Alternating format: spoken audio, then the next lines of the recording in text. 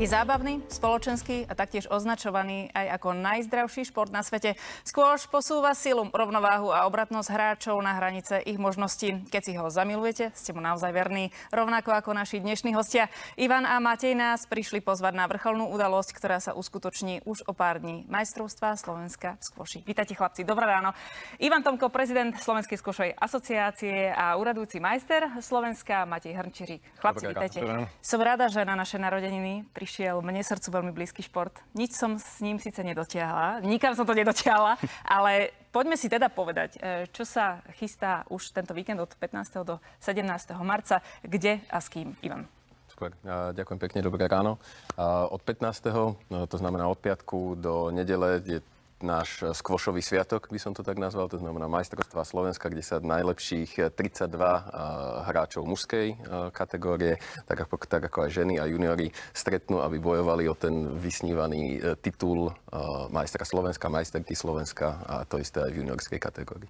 Matej, ty si úradujúci majster, je to taká stará dobrá známo, že je oveľa ťažšie obhájiť ako titul vyhrať, tak s akými pocitmi budeš nastupovať na zápasy, ktoré ťa čakajú? Osobne práve, že s opačnými. Ja si myslím, že mne to trvalo celkom dlho, kým sa k tomu prvému titulu vôbec dostal. Čiže je to skôr pre mňa také, že konečne môžem hrať ten turnaj bez akékoľvek záťaže alebo niečo, čo by som mal dokazovať.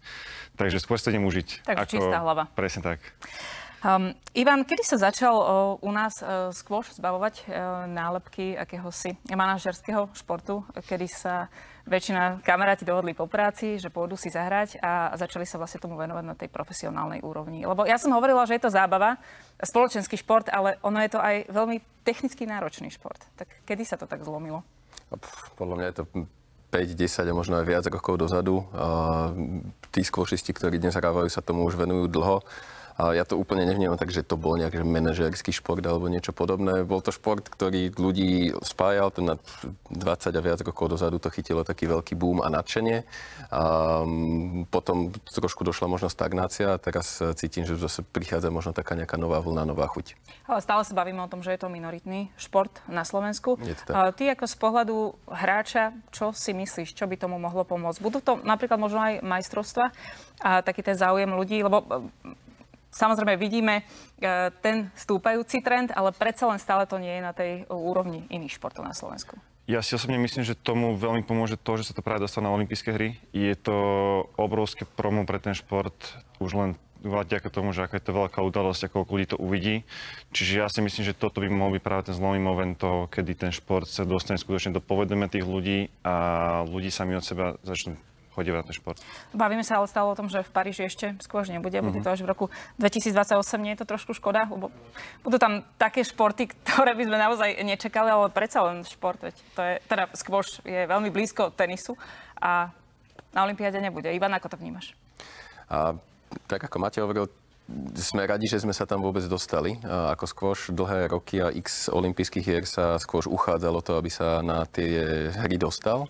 A napriek tomu, že je to až 2028, tak je to super správa pre nás. Skvoš mal jeden možno z takých úskalí, prečo mu to aj tak dlho trvalo sa dostať na tie olympijské hry, že sa relatívne ťažko môže sledovať v telke, lebo tá loptička, keď si ju potom možno neskôr pozrieme, je relatívne malá a rýchla a telka to o niečo ťažšie zaznamená. Inak loptu, ktorú ste doniesli, to je tá najviac profesionálna s tými dvoma bodkami. Je to tak. Aké je to rozdelenie tých lopt? Povedzme si v krátkosti. Sú tú, čo tu máme, tá má 2 bodky. Tá je tá najpomalšia a s tou sa hrávajú aj profesionálne turnaje, či už u nás alebo v zahraničí. A potom sú tam rôzne farby, modrá, červená a biela a sú rôzne rýchlosti. Čím rýchlejšia, tým v zásade sa ľahšie hrá, lebo je viac času na odohranie toho úderu. Matej, ty si začal hrať skvoš pomerne neskoro, tuším, to bolo až v 10 rokoch, tak vidíme ťa už aj na záveroch. Tak čo ťa k tomuto športu, kto ťa priviedol? Bol to vlastne otec, ktorý to hrával a vlastne aj taká tá komunita mojich kamarátov a vlastne sa vrátilo celé skvoš centrum, takže vlastne aj Ivo tam bol v tom čase. Takže sme sa tam k tomu dostali tak spolu. Častokrát sa aj vo vysielaní bavíme, že ten prechod, lebo ty si niekoľkonásobný juniorský majster slovenský a ten prechod medzi juniormi a seniormi býva vždy veľmi, veľmi náročný a potom sa vlastne udržať v tej forme. Presne tak. Je to ťažké. Ono vlastne aj v posledných rokoch tá asociácia alebo svetová asociácia ide skôr tým tempom, že posúva ten vek tých juniorov. Doteraz boli juniori do 19 rokov, myslím si, že v posledných rokoch sa to predĺžilo už do 23, kedy vlastne dávajú tú platformu tým juniorom hrávať stále tie turnaje tak, aby vyhrávali alebo boli konkurencieschopní, aby ich to neprestal baviť. Čiže potom akože zmierňujú ten presun do mužov týmto spôsobom, ale áno. Ivan Tipik, to bude nový majstrom a majsterkou? Dávaj si pozor, čo odpovieš. Dúfam, že ten najpripravenejší, to je celkom diplomatická odpoveď. A nemáme tam zo pár adeptov. Matej určite patrí jedným z nich ako obhajca titulu.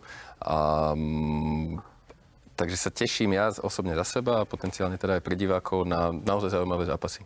Chlapci, ďakujem, že ste prišli, že ste pozvali na túto udalosť. Budeme to samozrejme sledovať a informovať o výsledkoch. Našimi hostiami boli Ivan Tomko, prezident Skvošovej asociácie, a Matej Hrnčišík, reprezentant Slovenska v skvoši. Držíme palce. Ďakujeme.